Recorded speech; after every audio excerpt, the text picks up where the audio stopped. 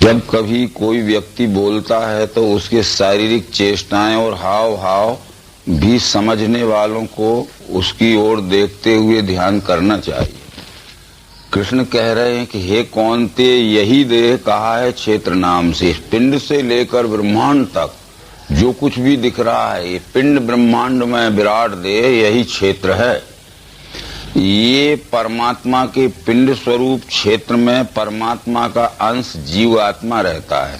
उस विराट स्वरूपी क्षेत्र में स्वयं अंशी परमात्मा रहता है। जानो क्षेत्रज्ञ मैं ही हूँ, क्षेत्रों में सब भारत। क्षेत्र क्षेत्रज्ञ दोनों का ज्ञान जो वो मुझे प्रिय। सब क्षेत्रों में यानी जितने भी पिंड रूपी शरीर हैं, चाहे वो 4 खाने की 84 लक्ष योनियों की किसी भी के हों, इन सब क्षेत्र रूपी शरीरों में परमात्मा ही क्षेत्रज्ञ यानी जीव आत्मा के रूप में बैठा हुआ है। तो इस तरह से इसको पहचानना है। परंतु वो क्षेत्र क्या है, कैसा है, कर्म क्या क्या विकार हैं, क्षेत्रज्ञ कौन है, उसकी शक्ति क्या है, अल्प में सुनो। क्षेत्र किसे कहते हैं, क्षेत्र कैसा है और क्या है, क्षेत्रज्ञ किसे कहते हैं, क्षेत्रज्ञ की पहचान क्या है और उनसे होने वाले कर्म क्या हैं, ये बहुत थोड़े में मैं तुझे समझा रहा हूं अर्जुन, उसको समझो। गाया है ऋषि छंदों ने इसे नाना प्रकार से, कहा है दृढ़ युक्ति से पदों में ब्रह्मसूत्र ने। अनेक ऋषियों ने अपने अपने समय में, सतयुग में, त्रेता में, द्वापर में, जो हर एक युग में बड़े बड़े तत्वदर्शी ऋषि हो गए हैं, उन सब ऋषियों ने अपने अपने देश काल उचित समय में, अपने अपने भाषा में इस क्षेत्र क्षेत्रज्ञ का अनेक नामों से निरूपण किया है। किसी ने क्षर कहा, किसी ने साकार कहा, किसी ने सगुण कहा, तो किसी ने प्रकृति कहा आदि। इस तरह से किसी ने अक्षर को क्षेत्रज्ञ कहा, किसी ने निराकार कहा, किसी ने निर्गुण कहा, तो किसी ने पुरुष कहा आदि। तो इस क्षेत्र क्षेत्रज्ञ के ही विषय में समझाया। ब्रह्मसूत्र यानी वेदांत ने भी इसी सगुण निर्गुण के विषय में समझाया है, भिन्न कुछ नहीं समझाया। परंतु देश कालोचित भाषा में अपने अपने समय में अनेक नामों से इस एक ही परमात्मा की पहचान कराई गई है। परंतु अंतर ये हो गया कि बहवो ही शब्द एक अर्था भवंती एकश शब्दो बहेवर्थ। एक शब्द के प्रसंगानुसार बहुत अर्थ हो जाते हैं और बहुत शब्दों के भी प्रसंगानुसार एक अर्थ होता है। तो वो एक शब्द के जो बहुत अर्थ होते हैं, जैसे क्षेत्र, उसके बहुत अर्थ हैं प्रकृति, क्षर, सगुण, अपराय आदि। उनको अलग अलग ही मानने लगे लोग। तो इस कारण से मैं वो अलग अलग न मानने वाली बात एकात्मता में जोड़ने के लिए तुझे समझा रहा हूँ। क्षेत्र की यानी सगुण की या साकार की पहचान पहले कहा रहे हैं।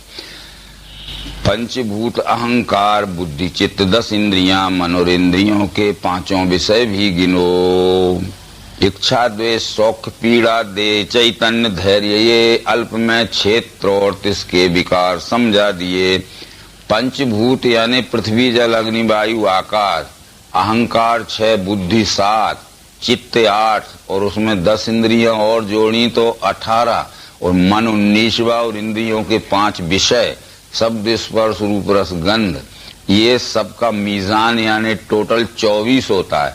24 अंगों का बना हुआ परमात्मा का, जीवात्मा का रहने का यह पिंड स्वरूप शरीर ही क्षेत्र है और 24 अंगों का ये स्वयं परमात्मा का रहने का ये विश्व विराट रूप ही क्षेत्र है।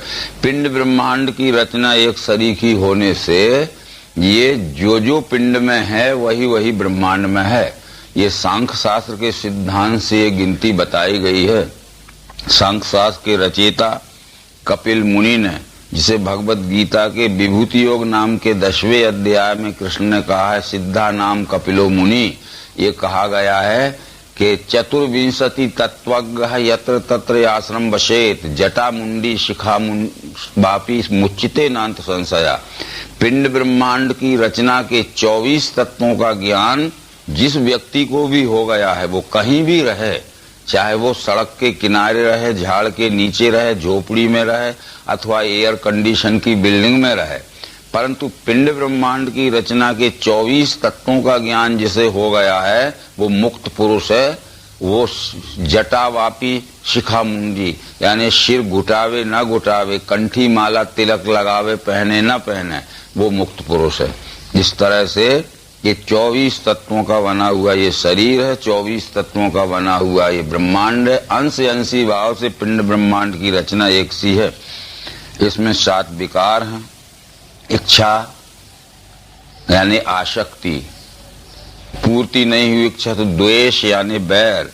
इच्छानुसार वस्तु मिल गई तो सुख होता है, इच्छानुसार वस्तु नहीं मिली तो दुख होता है। संघात, जहाँ ये 24 अंग कट्टे रहते हैं उसमें चेतना रहती है, यानी ज्ञान शक्ति रहती है, समझने की शक्ति है, धीरती उसमें धीरज रहता है। ये क्षेत्र की पहचान है। परंतु क्षेत्रज्ञ जो है जीवात्मा, ये लक्षण जिस व्यक्ति में हो जाएं तो समझ लेना कि उसको अपने स्वरूप का ज्ञान हो चुका, क्योंकि सिम्टम्स जो रहते हैं लक्षणों से ही ज्ञानी की पहचान होती है। अमानित्व, दम्भित्व, हिंसा, शांति, सौम्यता, सुचित्त, सत्व से प्रीति, स्थिरता, स्वात्म निग्रह, वैराग्य, इंद्रिय अर्थों में अहम वृत्ति उठे नहीं, अच्छा होवे बुरा होवे इससे शांति नहीं हिले। तो मान अभिमान न रहना, दंभ यानी झूठी बात कभी न बोलना, अहिंसा या कारण किसी को दुख न देना, शांति यानी हर अवस्था में शांत रहना, सुख दुख के मान अपमान के हर समय मौके आते हैं परंतु अपने चित्त में किसी प्रकार का विषम उद्विग्न भाव न आना। सौम्यता, सबसे सरल व्यवहार करना, कुटिल व्यवहार न करना। ये जिस मनुष्य में ईश्वर का ज्ञान हो गया है उसके इन लक्षणों से पहचान होती है। इंद्रियों के विषयों में अति आसक्ति न रहना, उदासीन अनासक्ति, पुत्र स्त्री गृह आदि में अच्छा होवे बुरा होवे इससे शांति नहीं हिले। तो पुत्र स्त्री धन आदि में इनको घर द्वार इसलिए बाल बच्चों को छोड़ता नहीं है, परंतु इनमें इतना भी आसक्त नहीं रहता है कि उनके सिवाय और आत्मचिंतन या अपने लोक कल्याण की बात न सोचे। उदासीन का अर्थ है, उत का अर्थ है ऊपर, आसीन का अर्थ है बैठना, यानी त्याग ग्रहण के ऊपर बैठ जाना। नहीं, ना तो त्याग है और ना उनमें फंसा ही रहे, रहते हुए भी अनासक्त भाव से रहे। तो ये अनन्य योग से मेरी भक्ति अव्यभिचारिणी, एकांत स्थान में प्रेम अरती भीड़ भाड़ में। अनन्य योग फिर यहाँ आया, मई चानन्य योगेन भक्ति अव्यभिचारिणी। अनन्य योग यानी दिव्य चक्षु योग के द्वारा जो मेरी अद्वैत भक्ति करता है। अव्यभिचारिणी का व्यभिचारी भक्ति यानी द्वैत भक्ति है और अव्यभिचारी भक्ति यानी अद्वैत भक्ति। वो अनन्य योग दिव्य चक्षु योग के द्वारा ही अनन्य भक्ति हो सकती है। और एकांत स्थान में प्रेम, एकांत स्थान का मतलब है कि अंत में जो एक है परमात्मा, यद गत्वा न निवर्तन्ते तद धाम परमम मम। क्योंकि आदि में क्षर है, मध्य में अक्षर है, अंत में पुरुषोत्तम है। सर्वांग योग शास्त्र ये कहता है कि आदि में क्षर का भाव देखना निज बुद्धि से, फिर भरी है मध्य में इसके अक्षर ब्रह्म मिठास वो, अंत में पद सो पावे वेदों में श्रेष्ठ जो कहा। तो अंत में जो एक है वह परमात्मा ही है। उस परमात्मा विश्व रूप परमात्मा में ही प्रेम रखना, अनन्य प्रेम रखना, निस्वार्थ प्रेम रखना। और अरती भीड़ भाड़ में ये अनेक प्रकार के क्षर भाव के वातावरण में जाति पाति छुआछूत मंत्र तंत्र देवी देवता अनेक प्रकार के जो अंधविश्वास के क्रियात्मक कर्म हैं इनकी फंसावट से बहुत दूर रहना। अध्यात्म ज्ञान में वृत्ति आत्मा को पहचानना, ये ज्ञान है विरोधी जो इससे अज्ञान है। अध्यात्म ज्ञान नित्यत्वम तत्व ज्ञानार्थ दर्शनम, इस अध्यात्म विज्ञान से ही तत्व दर्शन हो सकता है। अध्यात्म ज्ञान नित्यत्वम तत्व ज्ञान अर्थ दर्शनम, तत्व ज्ञान शब्द कथनम के लिए नहीं है, तत्व ज्ञान अर्थ दर्शन के लिए है। परंतु हम अध्यात्म ज्ञान की बात तो करते हैं बहुत से लोग, परंतु केवल शब्दों में ही उसको निरूपित करते हैं उसको प्रत्यक्षीकरण में नहीं दिखा पाते। ये लक्षण जिस मनुष्य में दिखे हैं उसको परमात्मा अनुभूति हो गई है, इन लक्षणों से उसकी पहचान होती है। क्योंकि बहुत सी बातें ऐसी हैं जो लक्षणों से पहचानी जाती हैं, इंद्रियों आदि से नहीं दिखती। अब ये बताता हूँ जिसके मुक्ति ज्ञान से, वो अनादि पर ब्रह्म है स्वतः सत से परे।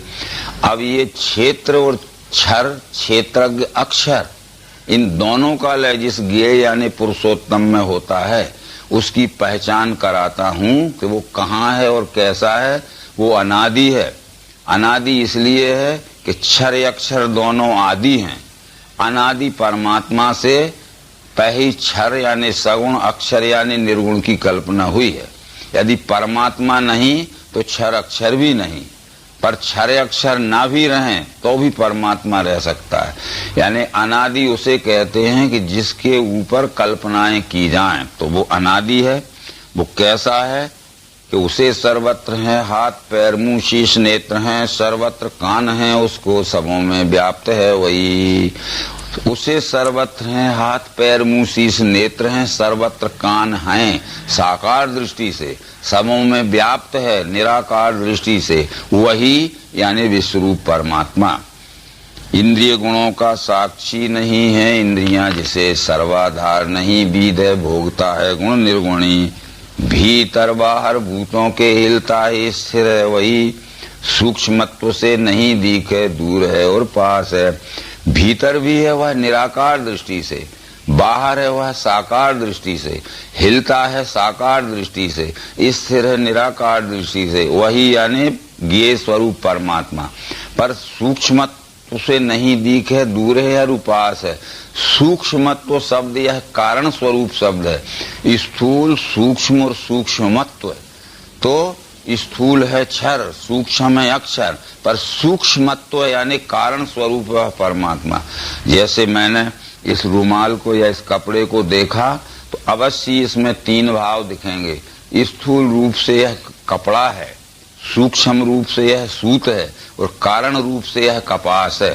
पर जब हम पूछा जाएगा कि क्या है तो सब लोग कहेंगे कपड़ा है। परंतु कपड़ा काय का बना है तो कहेंगे सूत का बना है। सूत किस चीज का बना है तो कपास का बना है। तो ये एकदम से हमें कपड़ा दिखता है, तो जब विचार से देखते हैं तो कपड़ा सूत का बना है, और गहराई सूक्ष्मत्व दृष्टि से देखते हैं तो सूत कपास का बना है। इसलिए कपड़ा है क्षर, सूत है अक्षर, और ये कपास है पुरुषोत्तम। कपास ना होगा तो ना सूत बनेगा ना कपड़ा बनेगा, और कपड़ा भी ना बने सूत भी ना बने तो भी कपास रह सकता है। इसलिए कपास है अनादि और सूत और कपड़ा है आदि। अनादि मत परम ब्रह्म। तो भीतर बाहर भूतों के नहीं है, भिन्न भूतों से दिखता भिन्न भिन्न है। वो ज्ञेय भूत भरता है, लय उत्पत्ति को करे। वो संपूर्ण चराचर सृष्टि से भिन्न नहीं है, अभिन्न है, पर हमारी अज्ञान दृष्टि से, हमारी अविवेक दृष्टि से हमें अलग अलग दिखता है। आज ही सवेरे हमने पूछा था, यदि पूछा जाए कि हम सब लोग कहाँ हैं वर्तमान में, तो ये कहा जा सकता है कि हम पाटिल जी के ये धनंजय बंगले में हैं। पर पूछने वाला पूछेगा क्या भारत में नहीं है, क्या पृथ्वी में नहीं है, क्या विश्व में नहीं है, तो बराबर उत्तर मिलेगा कि हम विश्व में भी हैं, भारत में भी हैं, पृथ्वी में भी हैं और इस बंगले में भी। बतलाइए हम सब लोग वर्तमान में कहाँ हैं?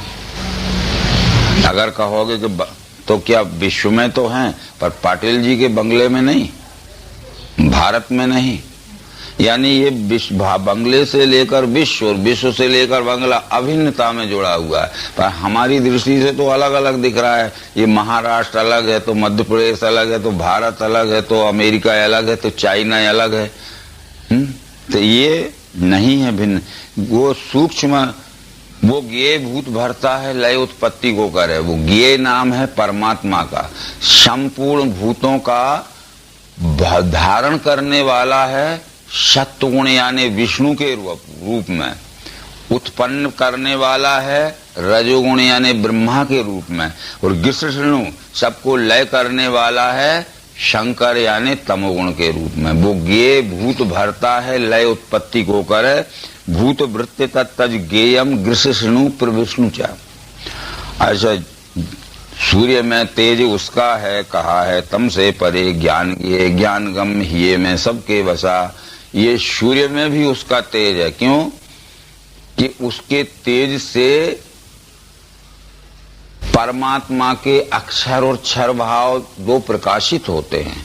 परमात्मा के क्षर भाव से अग्नि प्रकाशित होता है और अग्नि से सूर्य प्रकाशित होता है और सूर्य इस पृथ्वी में प्रकाश देता है। इसलिए परमात्मा क्षर अक्षर का प्रकाशक है, परमात्मा का क्षर भाव अग्नि का प्रकाशक है और अग्नि सूर्य का प्रकाशक है। तब सूर्य इस पृथ्वी को प्रकाश देता है। सूर्यो यथा सर्वलोकस्य चक्षु, वेद में इस बात को कहा गया है, अग्नि मूर्धा चक्षुषी चंद्र सूर्यो ने।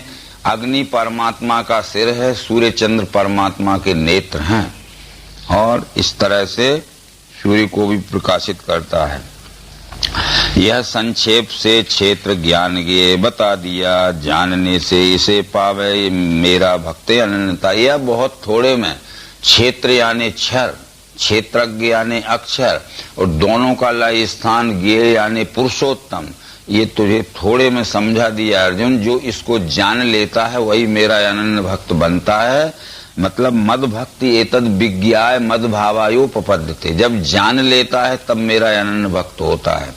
तो अब ये वेदांत दर्शन में भी ये कहा गया है कि ज्ञाता ज्ञान ज्ञेय आदि भाव शून्य एक वस्तुनि केवला खंड निर्विकारो परम तत्व विदुर्बुधा।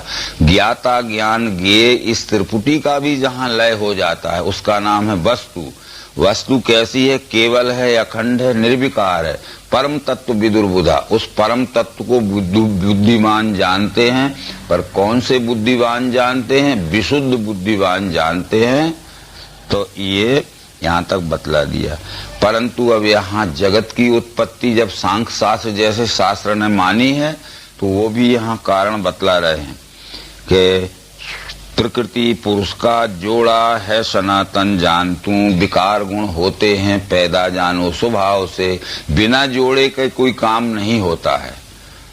जैसे पिताजी को अगर संतान उत्पन्न करनी होगी तो माता की जरूरत पड़ेगी। परमात्मा को जब ये 484 लाख योनि की सृष्टि को उत्पन्न करने की इच्छा हुई तो उसको प्रकृति का सहयोग लेना पड़ा। तो प्रकृति पुरुष का जोड़ा है सनातन जान तू, विकार गुण होते हैं पैदा जानो स्वभाव से। यानी विकार कहते हैं प्रकृति से होने वाले 17 स्तंभ 3 गुण और शब्द स्पर्श रूप रस गंध पंच तन मात्र। परंतु इनसे होने वाले जो आगे के हैं 17 स्तंभ से मन बुद्धि अहंकार और शब्द स्पर्श रूप रस गंध पंच तन मात्र से पंच महाभूत। तो ये विकार और गुणों के विकार ये स्वभाव से यानी प्रकृति से होते हैं। प्रकृति से हुए पार्थ गुण सत्व। कार्य कारण कर्तत्व इनका बीज स्वभाव है, सुख दुख आदि भोगों का साक्षी पुरुष है। कहा कार्य कारण कर्तव्य इनका बीज स्वभाव है। कार्य कारण कर्तत्व हेतु प्रकृति रुचिते। कार्य कहते हैं प्रकृति से होने वाला कार्य जो है 3 गुण है और 5 तत्व हैं। और करण कहते हैं 3 गुणों से होने वाले मन बुद्धि अहंकार हैं और 5 तन्मात्राओं से होने वाले कान नाक त्वचा जीव नासिका 5 ज्ञानी। कार्य हैं 17 स्तंभ शब्द स्पर्श रूप रस गंध तन मात्र, ये प्रकृति के कार्य हैं। पर इनसे होने वाले करण गुणों से हैं मन बुद्धि अहंकार, तन मात्राओं से हैं कान नाक त्वचा जीव, ये करण हैं। और इनसे होने वाला कर्म है कार्य करण कर्तत्व। तो ये करण यानी साधनों से ही हम सब प्रकार के कर्तव्य या कर्म करते हैं और अपने इन साधनों से मन बुद्धि अहंकार पंच ज्ञान इंद्रिय आदि से जो काम करते हैं तो इनसे मिलने वाले सुख और दुख का अनुभव लेने वाला साक्षी रूप से ये जीवात्मा है। पुरुषा सुख दुखा नाम भोक्तृत्व हेतु रचते। एक बात इसमें छूट गई जो कि पहले अपने को कह देना बहुत जरूरी थी। क्षेत्र कहते हैं शरीर को और क्षेत्रज्ञ कहते हैं इस पिंड स्वरूपी शरीर में जीव आत्मा को।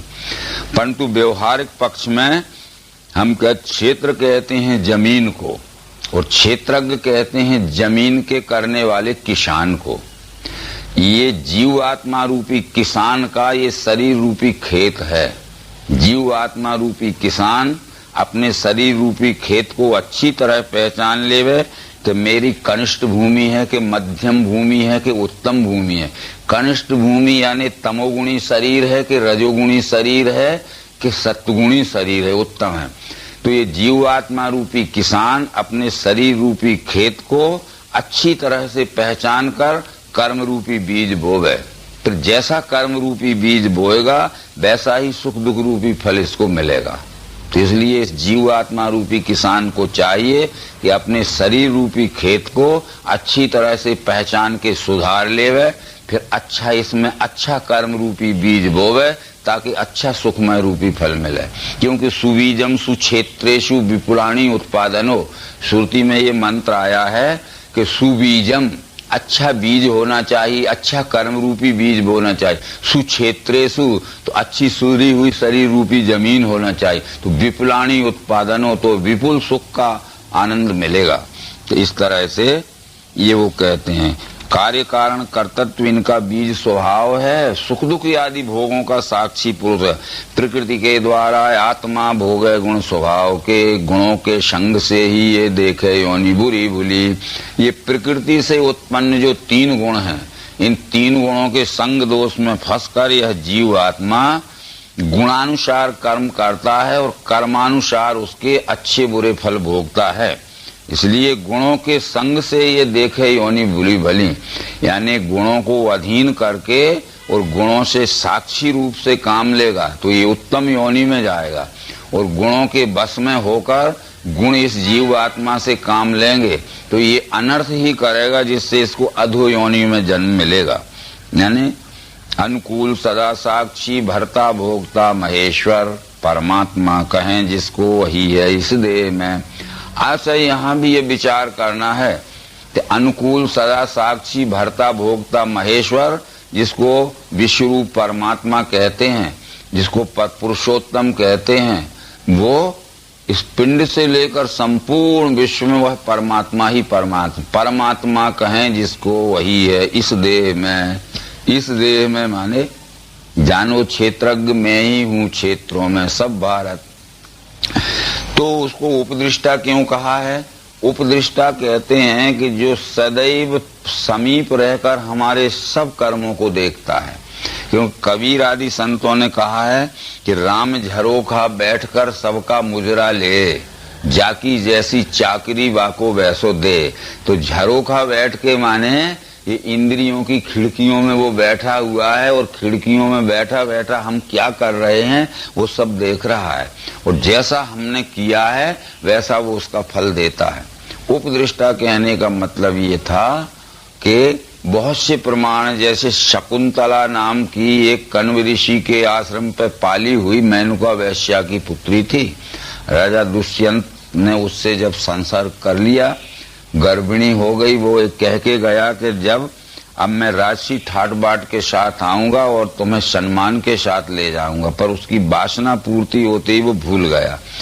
बच्चा उत्पन्न हो गया जिसका नाम भरत था, जिसके नाम पे आज भी हमारे देश का नाम भारतवर्ष है। 6 वर्ष का हो गया। ऋषि ने अनेक संदेश भेजे, राजा नहीं आया। ऋषि ने सोचा कि चलो सेवकों को पहुंचा दिया जाए, ये अपने पहुंचाया है। वो शकुंतला जब राजा दुष्यंत के राजमहल के दरवाजे पे पहुंची तो द्वारपाल ने रोका कि कौन हो, परिचय दो, वहां से स्वीकृति आएगी जब प्रवेश मिलेगा। उसने कहा कि जाओ राजा दुष्यंत से कहो कि आपकी राजमहिषी शकुंतला आई है, राजमहल में प्रवेश लेना चाहती है। उस समय मंत्री परिषद की बैठक चल रही थी। राजा दुष्यंत ने कहा कौन से भिखमंगे की लड़की है और क्या अनशंत बकती है, जाओ उससे कहो कि जल्दी दरवाजे से हट जाए, नहीं तो कोड़े मार के चमड़ा छील दिया जाएगा। वो तो समझ रही थी कि मुझे प्रवेश मिलने वाला है। द्वारपाल ने कहा कि जल्दी भागो, नहीं तो तुम्हें दुर्दशा होने वाली। उसने कहा मैं किसी भी कीमत पे यहाँ नहीं रहूंगी, दूसरा संदेश ले जाओ कि मुझे एक क्षण भी अपने सामने आने का मौका दे, और नहीं तो मैं खुद ही आत्महत्या कर लूंगी, जिसका सारा पाप राजा को लगा। मंत्रियों ने कहा कि बुला तो लीजिए, क्या कह रही, नहीं तो आत्महत्या का बड़ा पाप होगा। बुलाया, उसने कहा कि आप अपने बच्चे को संभालिए, मैं किसी भी कीमत पे नहीं रहना चाहती। तो राजा दुष्यंत ने कहा कि गवाह लाओ, ये झूठी बात कहती हो, मेरा कैसा लड़का है, इसका गवाह लाओ। तो उसने कहा कि मेरे गवाह का नाम नारायण है, तुम अपने हृदय पे हाथ रख के उस नारायण से पूछ लो कि तुम्हारा है कि नहीं, दुनिया के गवाह में कहां से लाऊं। तो राजा अबाक रह गया, चुप रह गया।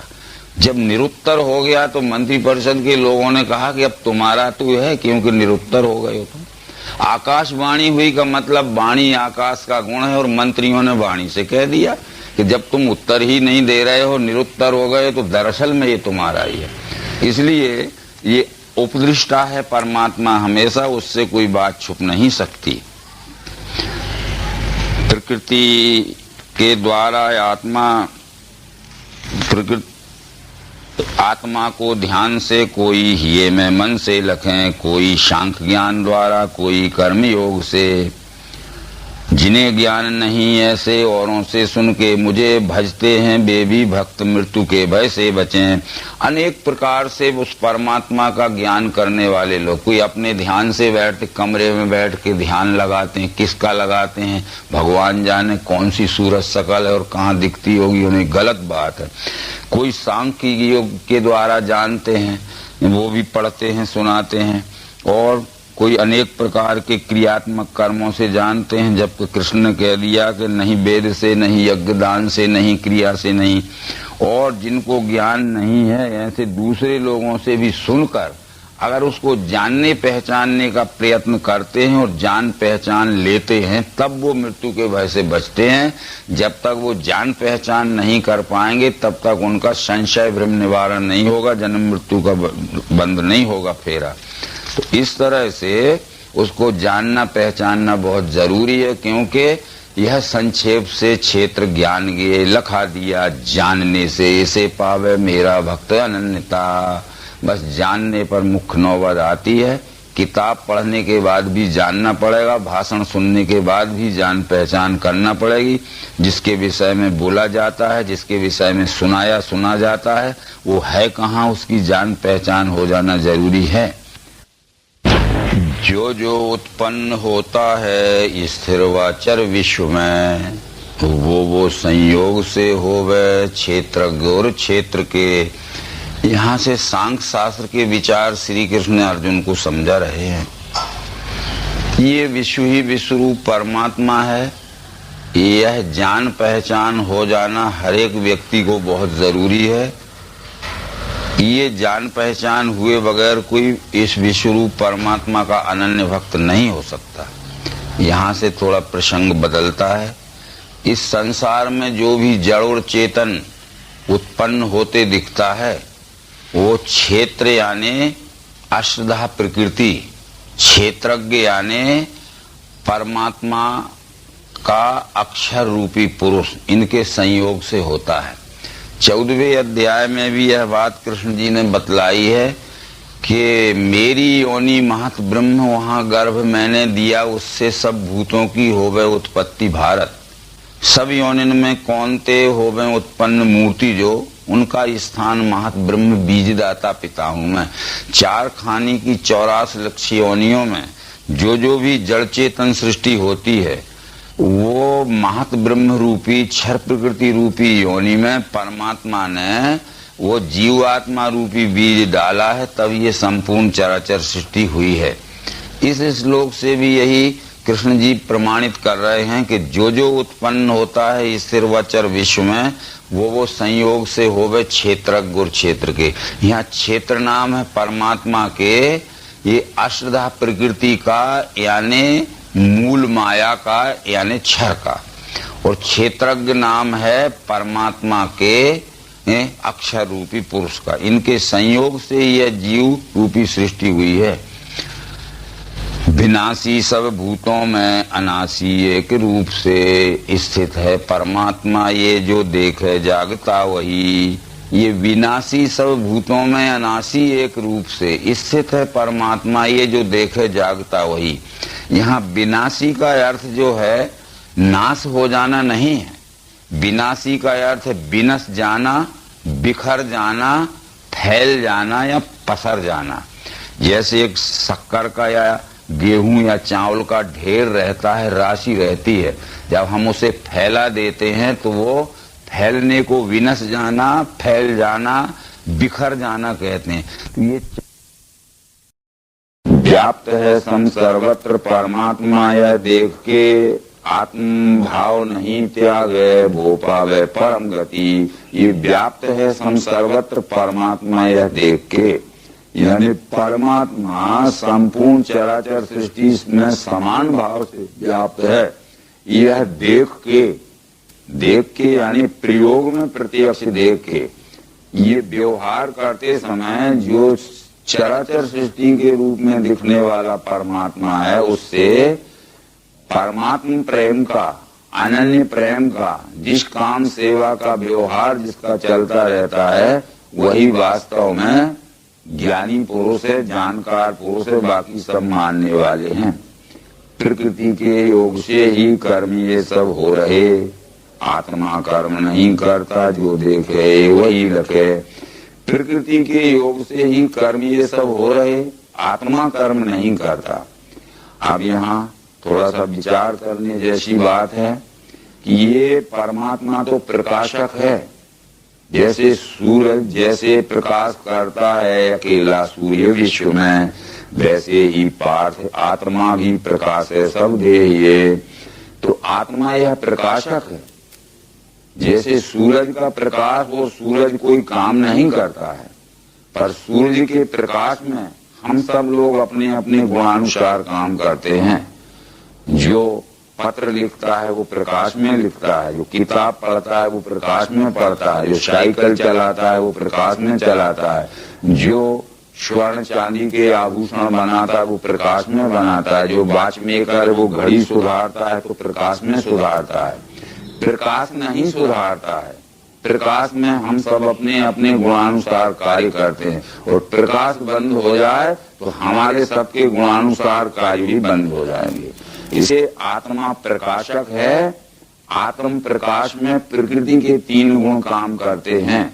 यदि प्रकृति के 3 गुणों को आत्म प्रकाश मिलना बंद हो जाए तो गुणों की क्रिया शक्ति बंद पड़ जाएगी।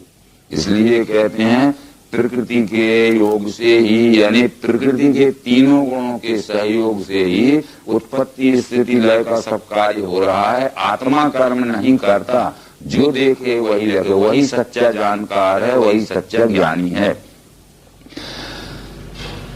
अनेक भाव भूतों के देखे एक ही रूप में, उसी से विश्व है जाने ब्रह्म संपन्न है वही। यदा भूत पृथक भाव एक स्थान अनुपश्यति, और तत्एव च विस्तारम ब्रह्म संपद्यते। तथा जितनी भी ये चराचर सृष्टि का विस्तार फैला हुआ है, इस सब में वह एक ही है, और एक का ही फैला हुआ यह सब विस्तार है। ऐसा जिसको प्रत्यक्षीकरण में देखकर दर्शन जन्य अनुभव ज्ञान हो गया है, वही वास्तव में परमात्मा का जानने वाला है। बाकी सब भ्रमित हैं, मानने वाले हैं, ये कृष्ण जी कह रहे हैं। तो आगे जो कृष्ण जी कह रहे हैं वो अनादित्वात् निर्गुणत्वात् परमात्मा अयम व्यया शरीरस्थि कौन्ते न करोति न लिप्यते। गुण आदि नहीं, इससे परमात्मा अविनाश है। देह में स्थित है तो भी करता बीरता नहीं। गुण आदि नहीं का मतलब है कि ये अनादित्वात् निर्गुणत्वात्, परमात्मा अनादि है और निर्गुण है। ये सतरजतम 3 गुण परमात्मा की प्रकृति से उद्भव हुए हैं। परमात्मा में स्वयं यद्यपि ये गुण बीज रूप में रहते हैं, परंतु उनका स्थूल रूप का प्राकट्य परमात्मा की अष्टधा प्रकृति से होता है। क्योंकि सत्वम रजः तमः इति गुणा प्रकृति संभवात्, प्रकृति से हुए पाठ गुण सत्व रजो तमो अविनाशी। आत्मा को ये करे बंधन देह में, तो वो परमात्मा देह में स्थित है तो भी करता बीतता नहीं। ये हर एक पिंड स्वरूप शरीर में अंश रूप से वह परमात्मा जीव भाव से बैठा है, ना तो वो करता है और न बंधन में पड़ता है।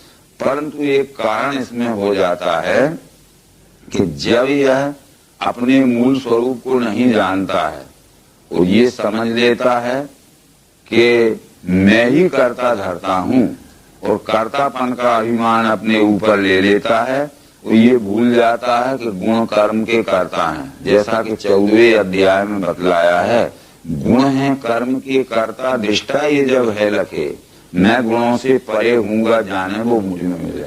वास्तव में गुण ही कर्म कर रहे हैं। यदि ये जीवात्मा कर्म करता होगा तो सब में जीवात्मा है, सबके कर्म एक से होते। सबके कर्म एक से इसलिए नहीं होते हैं, यद्यपि में सब में जीवात्मा एक ही परमात्मा का अंश है, परंतु कहीं तमोगुण प्रधान अवस्था में है जीव, कहीं रजोगुण प्रधान में है।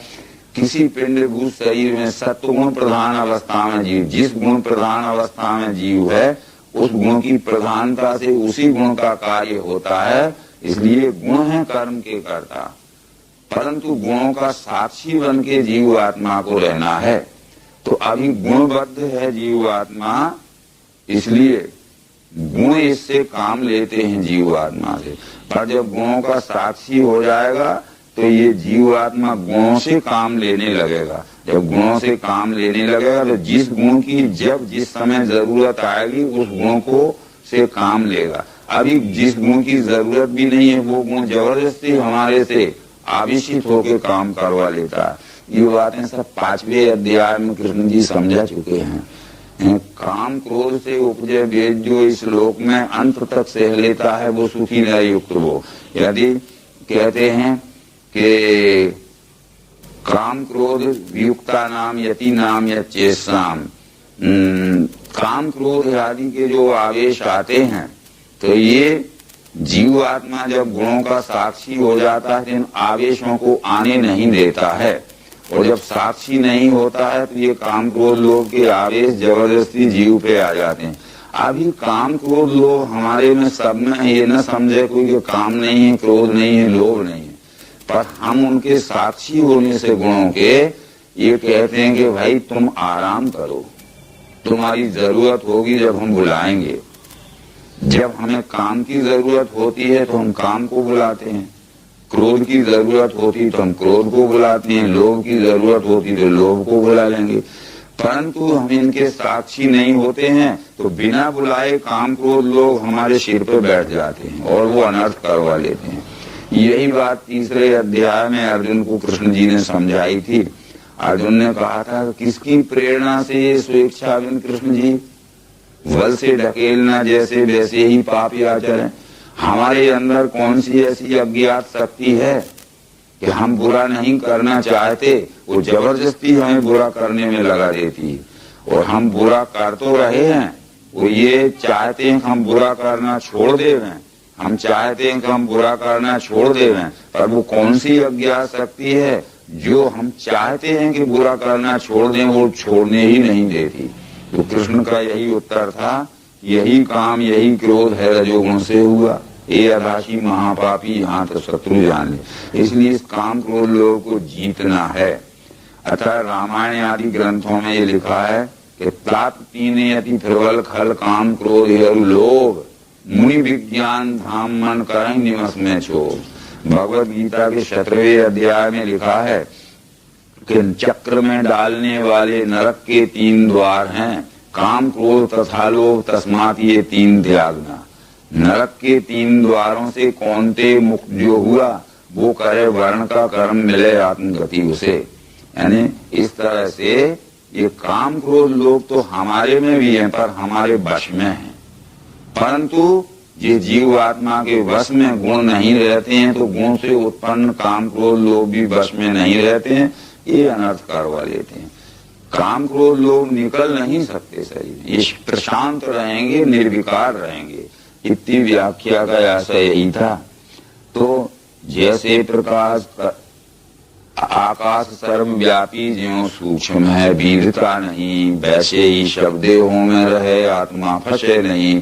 इसका आशय यह है कि आकाश सर्वव्यापी है, सूक्ष्म है वो किसी भी घटक इकाई में वो बंध के नहीं रह सकता। जैसे हमने एक छोटा सा घड़ा लिया जिसे हम सुराही कहते हैं, सुराही के अंदर जो स्पेस है, पोलापन है, उसको अवकाश कहते हैं। यदि सुराही ये समझ ले कि मैंने अपने अंदर अवकाश को, आकाश को बांध लिया है, तो उसकी ये महत भूल है। क्योंकि सुराही को ये देखना पड़ेगा कि मेरे चारों तरफ भी तो पोलापन है, मेरे अंदर ही पोलापन, मैं खुद ही उस अवकाश में बंधी हुई हूँ, मैंने अपने अंदर। इस तरह से ये जीव आत्मा इस शरीर में बंधा नहीं है, गुणों की रस्सियों से ये बंधा हुआ है। परंतु क्या ये केवल शरीर में, शरीर के बाहर विश्व में भी तो है, भीतर भी वही है, बाहर भी वही। ये बात अभी पूर्व में समझा गया कि भीतर बाहर भूतों के हिलता है, स्थिर है वही, सूक्ष्मत्व से नहीं दिखे, दूर है और पास है। जैसे प्रकाश करता है अकेला सूर्य विश्व में, वैसे ही पार्थ आत्मा भी प्रकाश है सब दे। जैसा अकेला सूर्य संपूर्ण संसार को प्रकाशित करता है, वैसा अकेला ही परमात्मा संपूर्ण चार खानी की 84 लक्ष योनियों के जीवों को प्रकाश देता है, प्रकाशित करता है। उसके आत्म प्रकाश से प्रकृति से उत्पन्न हुए 3 गुण अपने उत्पत्ति, स्थिति, लय का या अनेक प्रकार का कार्य कर रहे हैं, जो भी वो गुणजन्य कार्य हैं। गुणों की कार्य शक्ति अनंत है। तो इस तरह से क्षेत्र क्षेत्रज्ञ का भेद ऐसे जो ज्ञान चक्षु से देखे, प्रकृति से मोक्ष भूतों का ब्रह्म है वही। क्षेत्र कहते हैं शरीर को, और क्षेत्रज्ञ कहते हैं इसमें रहने वाले जीव आत्मा को। ये तो हुआ पिंड का। पर क्षेत्र कहते हैं विश्व में इस विराट शरीर को, और क्षेत्रज्ञ कहते हैं इसमें रहने वाले परमात्मा को। तो पिंड ब्रह्मांड की रचना एक शरीर की होने से, जो अभी 13वें अध्याय में प्रारंभ में कह चुके अर्जुन को, मैं क्षेत्र की पहचान तुझे बतला रहा हूँ। पंचभूत अहंकार बुद्धि चित्त 10 इंद्रियां, मन और इंद्रियों के 5 विषय भी गिनो, तो ये 24 की गिनती होती है। पंचभूत इस पिंड रूपी शरीर में पृथ्वी जल अग्नि वायु आकाश पंच महाभूत हैं, तो विराट में भी पंच महाभूत। अहंकार इसमें तमोगुणात्मक वृत्ति अहंकार है, तो विश्व में भी सामष्टिक अहंकार है। बुद्धि इसमें सत्वगुणात्मक वृत्ति बुद्धि है, तो विश्व की विराट स्वरूप में भी बुद्धि है। इसमें चित्त का, चैतन्य का प्रतिबिंब चित्त है, तो इस विराट में भी वो चित्त रूप से है, जिसे सच्चित आनंद कहते हैं। पर इस पिंड में भी 5 ज्ञान इंद्रियां 5 कर्म इंद्रियां हैं, तो समष्टि में भी देखो 5 ज्ञान इंद्रियां 5 कर्म इंद्रियां समस्त जीवों में है। परंतु इसमें 19वीं रजोगुणात्मक वृत्ति मन है, तो ये विश्व में भी समष्टि का मन है। और इंद्रियों के 5 विषय हैं, शब्द स्पर्श रूप रस गंध, ये विश्व में भी शब्द स्पर्श हुए। 24 की गिनती का इस पिंड बना हुआ है, तो 24 की गिनती का समुच्चय स्वरूप ब्रह्मांड बना हुआ। सांख्य शास्त्र के रचयिता कपिल जी कहते हैं कि 24 तत्वज्ञः यत्र तत्र आश्रम बसेत, जटा मुंडी शिखा कंठी मुचिते नात्र संशया। पिंड ब्रह्मांड की रचना के 24 तत्वों का ज्ञान जिसको हो गया है, वो कहीं भी रहे, जटा मुंडी शिखा कंठी, वो सिर पे बाल रखे ना रखे, सिर गुटावे ना गुटावे, तिलक माला पहने ना पहने, और चोटी रखे ना रखे, वो मुक्त पुरुष है, इसमें कोई संशय नहीं। तो ये पिंड ब्रह्मांड की रचना के 24 तत्वों का ज्ञान यही है कि इस पिंड में 24 तत्व हैं। वो अंशी के, इस अंश में 24 अंग आए हैं। अंशी भाव से पिंड ब्रह्मांड की रचना एक शरीर की है। तो क्षेत्र क्षेत्रज्ञ का भेद ऐसे जो ज्ञान चक्षु से, ये दिव्य चक्षु के द्वारा क्षेत्र यानी साकार, क्षेत्रज्ञ यानी निराकार, इन दोनों का जिस ज्ञेय परमात्मा में है, उस परमात्मा की ज्ञान जिसको हो जाता है, तो वो जीव भाव से छूटकर भूत प्रकृति मोक्षम, चाहे भूत प्रकृति मोक्षम का मतलब है जीव भाव से मुक्त होकर, ये विदुही यान्ति ते परम।